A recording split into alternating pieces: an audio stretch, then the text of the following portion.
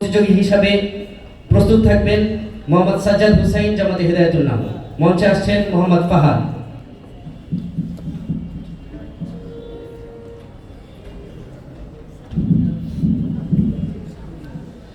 السلام عليكم ورحمة الله وبركاته. الحمد لله الذي بيده تصريف الأحوال وتخفيف الأثقال، والصلاة والسلام على رسوله محمد وآله وأصحابه أجمعين. أعوذ بالله من الشيطان الرجيم. بسم الله الرحمن الرحيم. يا أيها الناس إنا خلقناكم من ذكر وأنثى وجعلناكم شعوبا وقبائل لتعارفون إن أكرمكم عند الله أتقاكم إن الله عليم خبير. وقال رسول الله صلى الله عليه وسلم المسلمون كرجل واحد إن اشتكى عينه اشتكى كله وإن اشتكى رأسه اشتكى كله. আল আমান ছাত্র কাফেলা কর্তৃক আয়োজিত বাৎসরিক বাংলা বক্তৃতা প্রশিক্ষণের সম্মানিত সভাপতি ও সুদক্ষ বিচারক মণ্ডলী এবং আমার সামনে এলিম বিভাষাত্ম ছাত্র ভাইরা সকলকে জানাই আমার অন্তরের অন্তর থেকে মোবারকবাদ। আজকে আমার বিষয়বস্তু হচ্ছে আদর্শ সমাজ গঠনে রাসূল সাল্লাল্লাহু আলাইহি সাল্লামের অবদান। এই বিষয়ে কিঞ্চিত আলোকপাত করার চেষ্টা করব ইনশাআল্লাহ তাআলা। প্রিয় হাজিরিন, আজ থেকে 1000 বছর পূর্বের ইতিহাসের পাতা যদি উল্টানো হয় তাহলে দেখা যাবে খুন খারাপি, আত্মীয়তা সম্পর্ক ছিন্ন, পরস্পর যুদ্ধ, ছেলে পিতাকে হত্যা, পিতা ছেলেকে হত্যা, গোত্র গোত্রের সাথে লড়াই, বংশ বংশের সাথে লড়াই, এমনভাবে পুরো পৃথিবী রক্তে রঞ্জিত ছিল।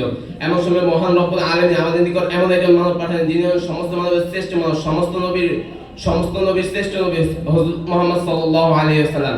তার আগমনে আল্লাহ তাআলা কোরআনে কারীমে বলেন, ওয়া মা আরসালনাকা ইল্লা রাহমাতাল লিল আলামিন, আমি আপনাকে সমস্ত জগৎবাসীর জন্য রহমত স্বরূপ পাঠিয়েছি।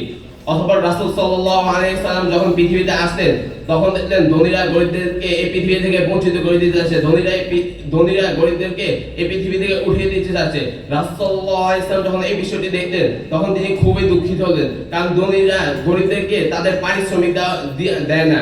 রাসূল সাল্লাল্লাহু আলাইহি ওয়াসাল্লাম বলেছেন যে পরিশ্রমিকের পারিশ্রমিক তার গান শুনানোর পূর্বে দিয়ে দেওয়ার জন্য, কিন্তু তারা তাদের পারিশ্রমিক দিত না এবং উল্টো চাইতো যে মুসলমানদের ওই গরিবদেরকে এই পৃথিবী থেকে বিতাড়িত করে দেওয়ার জন্য, কারণ তারা ধনীরা এই পৃথিবী রাজ্য কায়েম করবে।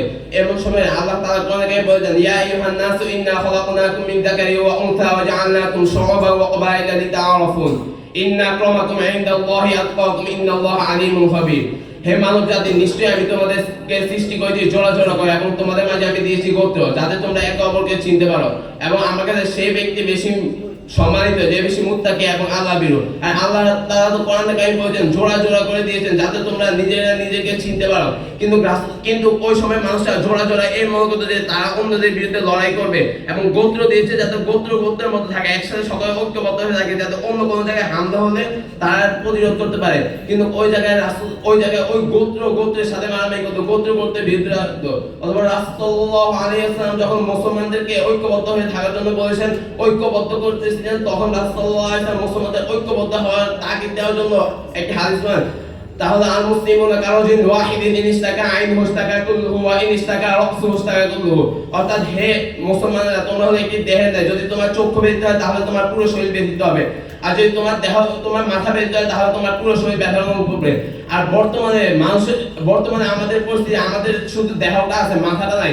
যদি মাথাটা থাকতো তাহলে মাথা ব্যথা করতো বর্তমান পরিস্থিতির সাথে, তাহলে আমাদের দেহটা ব্যথা করতো। যদি চক্ষু থাকতো তাহলে চক্ষু ব্যথা করতো।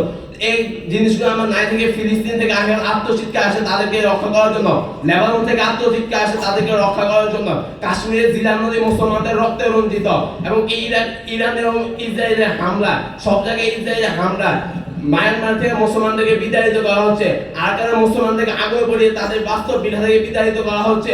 এই সকল বিষয়গুলো আমাদের ঐক্যবদ্ধ না থাকার কারণে, আমরা যদি ঐক্যবদ্ধ থাকতাম, বর্তমানে এশিয়ার 46টি দেশের মধ্যে 25টি হলো মুসলিম রাষ্ট্র। এই মুসলিম রাষ্ট্র যদি ঐক্যবদ্ধ হয়ে থাকতো তাহলে ইসরায়েল কেন, আমেরিকা কেন, সকল ইহুদি রাষ্ট্র মিলে আমাদের উপর আক্রমণ করার চেষ্টা করতো, কিন্তু করতে পারতো না। আমাদের অবনীতি হলো আমরা কোরআন এবং হাদিসকে ছেড়ে দেওয়ার কারণে। যদি আমরা কোরআন এবং হাদিসকে আঁকড়ে ধরতাম তাহলে আমাদের উপর কোনো সময় আক্রমণ হতো না, কারণ হাদিস হলো এমন একটি জিনিস, কোরআন এমন একটি জিনিস যে জায়গায় আমাদের ঐক্যবদ্ধ হয়ে থাকার জন্য বলা হয়েছে। কখনো আমাদেরকে পথভ্রষ্ট হতে হতো না, যদি ঐক্যবদ্ধ হতাম তাহলে কোনো জায়গায় মার খেতে হতো না। আর রাসূল সাল্লাল্লাহু আলাইহি ওয়াসাল্লাম তার আরাফার ময়দানে বলেছেন 1.5 লক্ষ মানুষের সামনে, তারাকতু ফীকুম আমরাইন লান তাদিল্লু মা তামাসসাকতুম বিহিমা কিতাবাল্লাহ ওয়া সুন্নাতুন নাবিয়্যি সাল্লাল্লাহু আলাইহি ওয়াসাল্লাম। অর্থাৎ তোমাদের মাঝে এমন দুটি জিনিস দেখা যাচ্ছে যে জিনিস যদি তোমরা আঁকড়ে ধরো তাহলে তোমরা কখনো পথভ্রষ্ট হবে না। তাহলে কোরআন এবং হাদিস, আমি যদি হাদিস এবং কোরআন মেনে চলতাম তাহলে আমরা কখনো পথভ্রষ্ট হতাম না। কোন ইহুদি রাষ্ট্র, ইহুদিবাদ, কোন ধর্ম, মুসলমানদের তো কোন ধর্ম আমাদের উপর কখনো আক্রমণ করার সাহস পেত না। রাসূল সাল্লাল্লাহু আলাইহি ওয়াসাল্লাম আমাদেরকে যে শিক্ষা দিয়েছেন কোরআন এবং হাদিসকে আঁকড়ে ধরার জন্য, যে শিক্ষা অনুযায়ী আমরা কোরআন এবং হাদিসকে আঁকড়ে ধরবো, তার আল্লাহ তাআলা আমাদেরকে তৌফিক দান করুন। নাসরুম মিনাল্লাহি ওয়া ফাতহুন করিব। আসসালামু আলাইকুম ওয়া রাহমাতুল্লাহি ওয়া বারাকাতুহু।